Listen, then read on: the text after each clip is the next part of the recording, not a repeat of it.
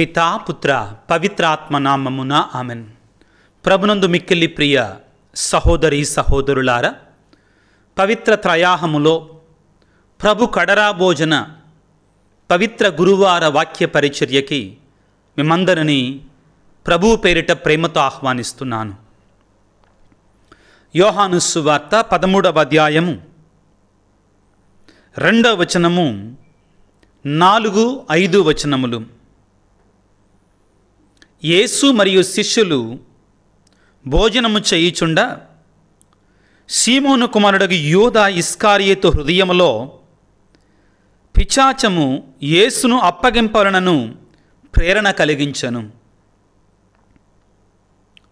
యేసు తన పై వస్త్రమును తీసివేసి నడుమునకు తుండుగుడ్డ కట్టుకొని ఒక పళ్ళెములో నీరు పోసి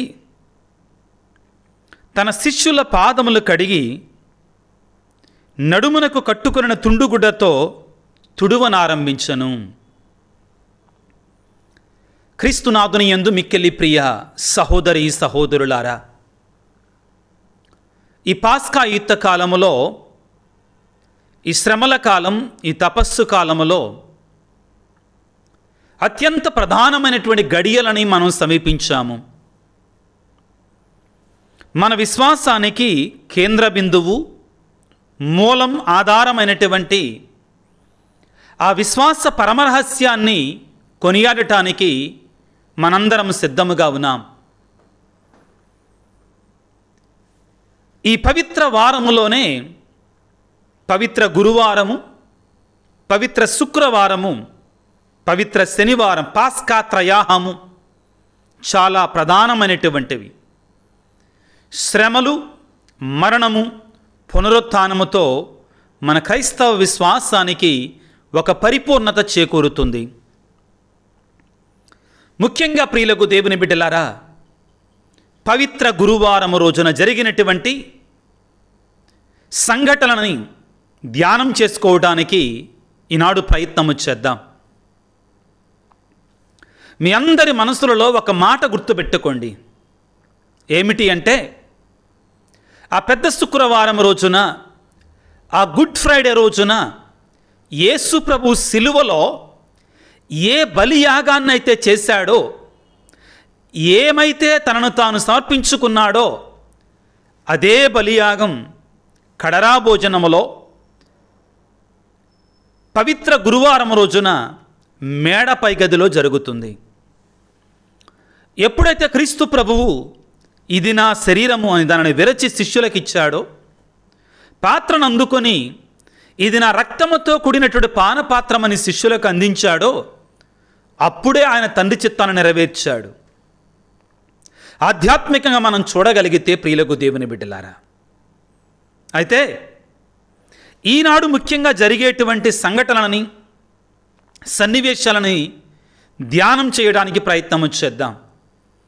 ఏమిటి ఈరోజు ప్రభువు చేస్తున్నటువంటిది? కడరా భోజన సమయంలో వారు భోజనానికి చేస్తూ ఉండగా, భోజనము చేయుచుండగా, యేసు ప్రభు సడన్గా, హఠాత్తుగా శిష్యులు ఊహించలేనటువంటి, ఊహలకు అందనటువంటి ఒక కార్యాన్ని చేశాడు. తన పై వస్త్రము తీసివేసి నడుమునకు ఒక తుండుగుడ్డ కట్టుకొని పళ్ళెములో నీళ్లు పోసి శిష్యుల పాదాలు కడుగుతూ తన నడుము కట్టుకున్న తుండుగుడ్డతో వారి పాదాలు తుడువనారంభించాడు. శిష్యులు ఒక్కసారిగా అవాక్కయ్యారు. పేతురు గారు ప్రతిఘటించారు. ప్రభువా, నువ్వు నా పాదాలు కడగటం ఏంటి? అది ఎన్నటికీ జరగకూడదు అని అన్నాడు. వాక్యాన్ని చదువుకుంటే యోహాను సువార్త 13వ అధ్యాయము 6వ వచనములో పేతురు ఈ విధంగా అంటున్నాడు. అట్లు ఆయన పేతురు వద్దకు రాగా, ప్రభు, నీవు నా పాదములు కడుగుతువా అని అతడు అడ్డుపడెను. ఆ తర్వాత ఏం జరిగింది మనందరూ తెలుసు. నేను నీ పాదాలు కడగకపోతే నాలో నీకు భాగం లేదని ప్రభు అంటాడు. చివరికి ఇష్టం లేకపోయినా కానీ ప్రభువు చేత పాదాలు కడిగించుకున్నాడు పేతురు గారు ప్రిలారా. ఏమిటి ఈ పరమార్థం ఏంటి? అసలు ఇందులో ఉన్న పరమార్థం ఏంటి? ఒక చిన్న సన్నివేశాన్ని మీ ముందుంచుతాను ప్రిలారా, అర్థం చేసుకోవటానికి, ఇంకా మీకు వివరంగా అర్థం కావడం కోసం. రష్యా దేశంలో లియో టాల్స్టాయ్ అనేటువంటి ఒక గొప్ప రచయిత ఉన్నాడు. ఆయన ఒక ఉపమానాన్ని రాశాడు, ఈ కథను రాశారు క్రీస్తు ప్రభువుకు అన్వయించటానికి. ఏమిటి ఆ ఉపమానం అంటే, ఆ రాజ్యాన్ని ఒక రాజు పరిపాలిస్తూ ఉన్నాడు. ఆ రాజుకు దేవుడంటే ఎక్కువగా నమ్మకం లేదు. కాబట్టి ఆ రాజ్యంలో ఉన్న బోధకులని, పూజారులని, దైవ సేవకులందరినీ కూడా పట్టి బంధించి, నాకు దేవుణ్ణి చూపించండి, చూపిస్తేనే నేను నమ్ముతా, చూపించే వరకు మీరందరూ కూడా బందీలుగా ఉండాలి అని వారిని చిత్రహింసలకు గురి చేస్తూ ఉన్నాడు. ఎవరు కూడా దేవుణ్ణి చూపించలేకపోతున్నారు. ఏం చేయాలో అర్థం కావట్లేదు. ఈ రీతిగా ఆ రాజ్యమంతా కూడా ఈ వార్త దావానంలాగా వ్యాపించింది. రాజుగారు దైవ సేవకులందరినీ, గురువులందరినీ, పూజారులందరినీ చెరసాలలో వేయించాడంట, దేవుణ్ణి చూపించమని పంతం పట్టాడంట అని వార్త దావానంలాగా ప్రజల మధ్యకి వెళ్ళిపోయింది. ఒకరోజు సాయంత్రం ఒక గొర్రెల కాసుకునేటువంటి గొర్రెల కాపరి రాజుగారి కోట దగ్గరికి వచ్చాడు. నేను రాజుగారికి దేవుణ్ణి చూపిస్తాను అని చెప్పాడు. ఆ గొర్రెల కాపరిని రాజుగారి దగ్గర తీసుకొని వెళ్ళారు. రాజు పక్కున నవ్వి, నువ్వా నాకు దేవుణ్ణి చూపించేది? ఈ గురువులు, ఈ పూజారులు, ఈ బోధకుల వల్లే కాలేదు అన్నాడు. మహారాజా, నేను కూడా నీకు దేవుణ్ణి చూపించలేను. ఎందుకంటే నేను చూపించినా కానీ నీ పాపపు కళ్ళతో నీవు దేవుణ్ణి చూడలేవు, అది నీకు సాధ్యం కాదు అన్నాడు. రాజు కోపం వచ్చింది.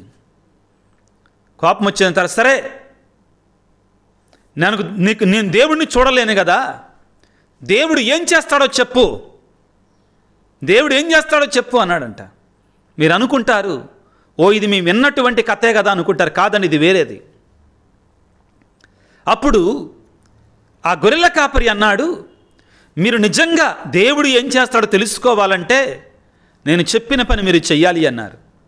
తెలుసుకోవాలంటే తృష్ణ అతనిలో ఉంది కాబట్టి, రాజులో ఆ కోరిక అతనిలో ఉంది కాబట్టి వెంటనే అన్నాడు, సరే నువ్వేం చెప్పినా చేస్తానన్నాడు. అయితే మన ఇద్దరం వస్త్రాలు మార్చుకుందాం కొద్దిసేపు అన్నాడు. వస్త్రాలు మార్చుకోవటం ఏంటి అన్నాడు. నీ రాజవస్త్రాలు నాకివ్వు, నా గొర్రెల కాపరి యొక్క వస్త్రాలు నువ్వు ధరించు అన్నాడు. రాజుకి ఇష్టం లేకపోయినా కానీ తప్పక వస్త్రాలు మార్చుకున్నారు. అప్పుడు ఆ గొర్రెల కాపరి అన్నాడు, దేవుడు చేసేది ఇదే. దేవుడు ఏం చేస్తాడు అంటే, ఆయన మానవుల వస్త్రాలు ధరించి, మానవుని యొక్క వస్త్రాన్ని అతడు ధరించి దేవుని యొక్క వస్త్రాలు మనకివ్వడానికి ప్రయత్నము చేస్తూ ఉంటాడు ఎల్లప్పుడూ కూడా. ఆయన మానవత్వాన్ని స్వీకరించి, తాను మానవత్వాన్ని స్వీకరించటం ద్వారా మనకు దైవత్వాన్ని కట్టబెట్టడానికి ప్రయత్నము చేస్తూ ఉంటాడు. తన దైవ అంశలో మనకి భాగాన్ని ఇవ్వడానికి ప్రయత్నము చేస్తూ ఉంటాడు అని చెప్పాడట. అప్పుడు రాజుకి కనుదృష్టి తెరువబడి, కనువిప్పు కలిగి, వెంటనే నాకు అర్థమయ్యింది నాయన, బోధించావు అని చెప్పాడట. క్రీస్తునాథుని యందు మిక్కిలి ప్రియా సహోదరి సహోదరులారా, ఈ శిష్యుల కాళ్ళు కడిగేటువంటి సాంగ్యములో క్రీస్తు ప్రభువు కడరా భోజన సాంగ్యము ద్వారా, గురుత్వ స్థాపన ద్వారా చేసే కార్యం అదే. ఏమిటి అంటే, మానవుల యొక్క వస్త్రాలను తాను ధరించి మానవుడికి దేవుని యొక్క వస్త్రాలు ధరింప చేయుచున్నాడు. ఏమిటి? అర్థమయ్యేటట్లుగా వివరించుకుందాం, నేర్చుకుందాం ప్రియులకు దేవుని బిడ్డలారా. మొదటిగా, దేవుడు మానవుని యొక్క వస్త్రాన్ని ధరించటము. ఏమిటి మానవుని యొక్క వస్త్రాన్ని ధరించటం?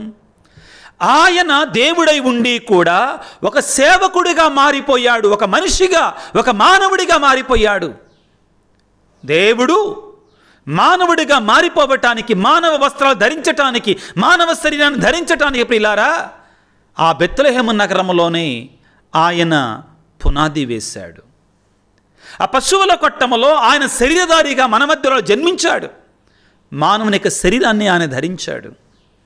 ఆ తరువాత ప్రియులారా, ఇదిగో యేసు ప్రభు మరొక్కసారి మానవుల యొక్క తత్వాన్ని, మానవ యొక్క స్వభావాన్ని ఆయన ధరించాడు అనడానికి మత్తయి శుభవార్త 3వ అధ్యాయములో ప్రభువు యోర్దాను నదిలోనికి దిగి జ్ఞానస్నానాన్ని పొందుతున్నాడు. జ్ఞానస్నానం ఎవరికి? బాప్తిస్మం ఎవరికి? పాపము చేసినటువంటి వారికి. మరి యేసు ప్రభు ఏ పాపము చేయలేదు కదా.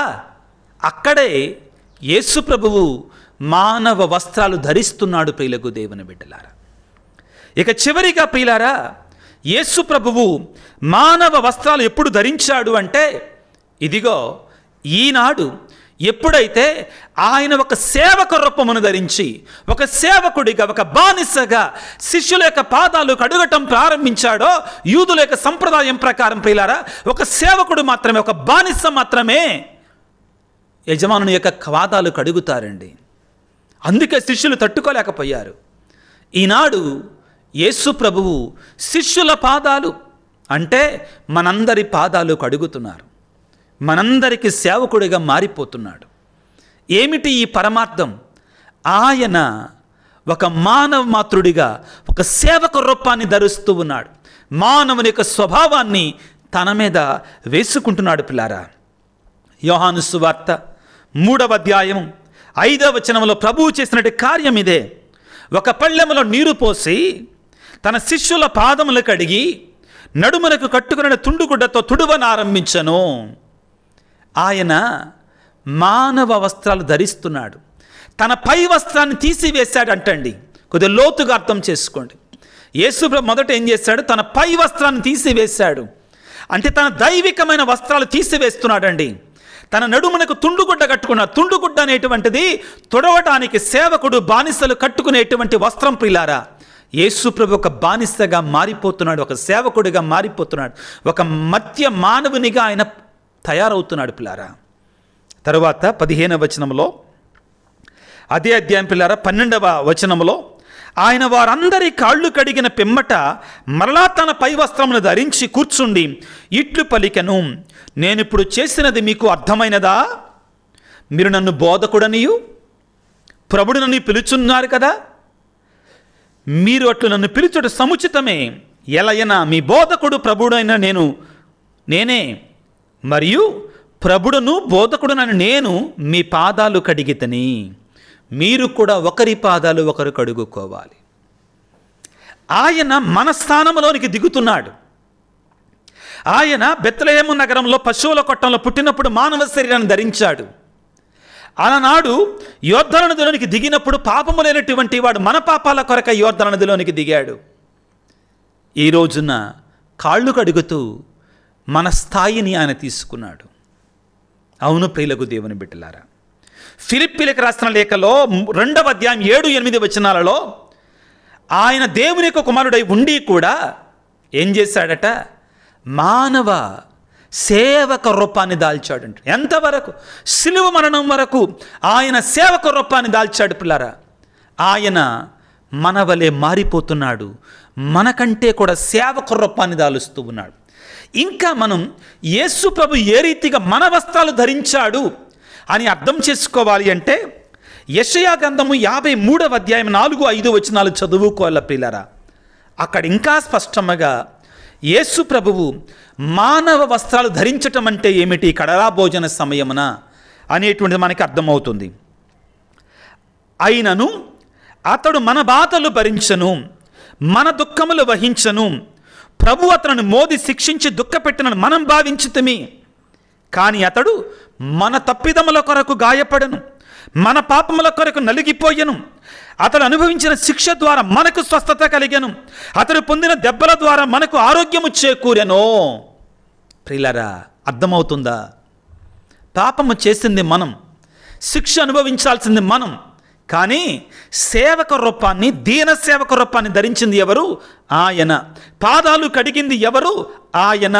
శిక్షను అనుభవించింది ఎవరు? ఆయన. మనం పొందాల్సిన స్థానంలో ఆయన మన వస్త్రాన్ని ధరించి ఆయన శ్రమలు పొందుతున్నాడు. అవును ప్రియులకు దేవుని బిడ్డలారా, ఇక రెండవ అంశానికి వస్తే ప్రియులారా, ఏమిటి అంటే ఆయన వస్త్రాలు మనకు కట్టబెడుతున్నాడండి. ఆయన వస్త్రాలు మనకిస్తున్నాడండి ఈ కడరా భోజన సమయంలో. ఎలా ఇస్తున్నాడు అంటే, ఒక గొప్ప పునీతుడు చెప్పినట్లుగా ప్రియులారా, దేవుడు మానవుడు కావటం ద్వారా మానవులను దైవత్వంతో నింపాలి అనుకున్నాడంటండి. ఆ ప్రయత్నం చేశాడంటండి. అవును ప్రియులకు దేవుని బిడ్డలారా, ఏం చేస్తున్నాడు ఈ రోజున జాగ్రత్తగా గమనించండి. శిష్యుల పాదాలు కడిగి ఆయన సేవకుడిగా మారాడు. అయితే శిష్యులకి ఒక గొప్ప కానుకనిస్తున్నాడు, ఒక అద్భుతమైన కానుకనిస్తున్నాడు. కని విని ఎరుగనటువంటి ఒక గొప్ప వరాన్ని ఇస్తున్నాడు. ఏమిటి? క్రీస్తు స్థానములో క్రీస్తు వలె, క్రీస్తులా, క్రీస్తుగా మారిపోయి తాను చేయవలసిన బలిని శిష్యులు చేసే అధికారాన్ని ఇస్తున్నాడు. ఆ వరాన్ని ఇస్తున్నాడండి. ఏం చేస్తున్నాడు ప్రియులకు దేవుని బిడ్డలారా? లూకాసు వార్త 22వ అధ్యాయములో ఈ సత్యాన్ని మనం నేర్చుకుంటాం ప్రియులకు దేవుని బిడ్డలారా. కడరా భోజన సమయంలో భోజన పంక్తి యందు కూర్చున్నప్పుడు ఆయన, ఇదిగో ఇది నా శరీరము, దీనిని తీసుకొని మీరు భుజించండి, ఇది నా రక్తముతో కూడినటువంటి పానపాత్రము, దీనిని తీసుకొని మీరు పానము చేయండి అని పలికి అక్కడతో ఆగల. ఒక మాట, ఒక అడుగు ముందుకు వేస్తున్నాడు. ఏమంటున్నాడు? లూకాసు వార్త 22వ అధ్యాయము 19వ వచనం. అప్పుడు యేసు రొట్టెను అందుకొని కృతజ్ఞతాస్తోత్రములు చెల్లించి దాన్ని త్రుంచి వారికి వసగుచు, ఇది మీ కొరకు అర్పించబడనున్న నా శరీరము, దీనిని మీరు నా జ్ఞాపకార్థముగా చేయండి.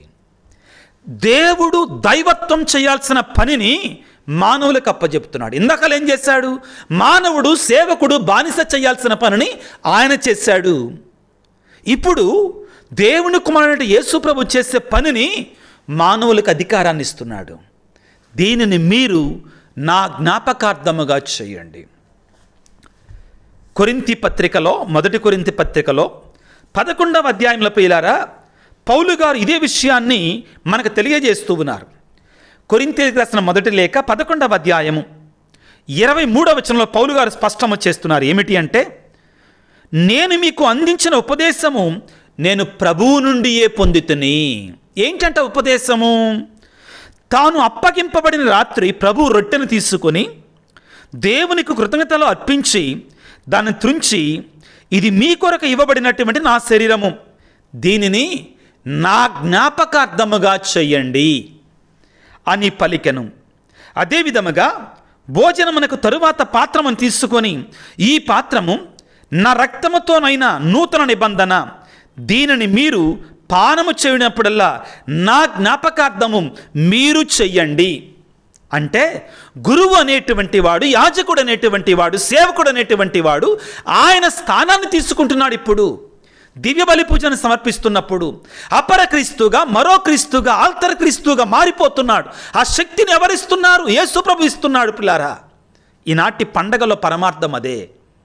దేవుడు మానవుని యొక్క వస్త్రాలు ధరించి మానవునికి దైవికమైన వస్త్రాలు కట్టబెడుతున్నాడు. అర్థమైంది అనుకుంటాను కొంతవరకైనా మీకు ప్రియులారా. ఆయన ఒక సేవకుడిగా మారి మానవుడు సేవకుడిగా మారాలి, మానవుడు దీనుడిగా మారాలి, మానవుడు బానిసగా మారాలి. కానీ ఆయన మనస్థానంలో సిలువనెక్కి సేవకుడిగా మారి మనస్థానంలో ఆయన చనిపోతున్నాడు. పాతకాలంలో ఒక కట్టుబాటు ఉండేదండి. బానిసలు ఉన్న కాలంలో, బానిసలు నమ్మే కాలం, యజమానుడు ఏదైనా తప్పు చేస్తే అతను కొరడా దెబ్బలు పడాలి. కానీ యజమానుని బదులు తనకు బానిస ఉంటే ఆ బానిస ఆ దెబ్బలు తినేవాడండి. కానీ ఇప్పుడు యేసు ప్రభు సిలువలో ఎవరి కోసం మరణిస్తున్నాడు? తన యొక్క రొట్టెని విరిచి ఆహారంగా ఇస్తున్నాడు. ఎవరి స్థానంలో? సేవక రూపమును దాల్చి. యెషయా 53లో మనం స్పష్టంగా చదువుకున్నాం. ప్రియ దేవుని బిడ్డలారా, ఈనాటి పండగ యొక్క పరమార్థం ఇదే ప్రియులకు దేవుని బిడ్డలారా. ఇదిగో 2వ కొరింథీ పత్రిక 4వ అధ్యాయం 7వ వచనములో ఇప్పుడు నేను మీకు చెప్పిన దానిని పౌలు గారు ఇంకా స్పష్టంగా వివరిస్తున్నారండి. ఏమిటి అంటే 2 కొరింథీ 4వ అధ్యాయము 7వ వచనము, ఈ ఆధ్యాత్మిక సంపద గలవారమైన మేము మాత్రము గురువులము, యాజకులము, బోధకులము మాత్రము సామాన్యమైన మట్టి పాత్రల వంటి వారమే. ఎలయన మాలో ఉన్న ఈ మహత్తర శక్తి దేవునిదే కానీ మాది కాదు. దయచేసి జాగ్రత్తగా ఆలకించండి. ముగింపుకు వస్తున్నాం. పౌలు గారు ఇప్పటి వరకు మనం నేర్చుకున్నటువంటి అంశానికి ముగింపు మాటలు తెలియజేస్తూ ఉన్నాడు. ఏమిటి అవి? మేం మట్టి పాత్రలమే, కానీ మాలో దేవుడు మహత్తరమైన శక్తిని ఉంచాడు. మేం మానవులమే, కానీ ఆయన వస్త్రాలు మా మీద కప్పాడు. అభిషేకము, ఈ దివ్యబలి పూజ సమర్పించి ప్రజల కొరకై దివ్య సంస్కారాలు నెరవేర్చేటువంటి ఆ అభిషేకాన్ని దేవుడు మాకు ప్రసాదించాడు. ఇది క్లియర్గా పౌలు గారు చెప్తున్నారు.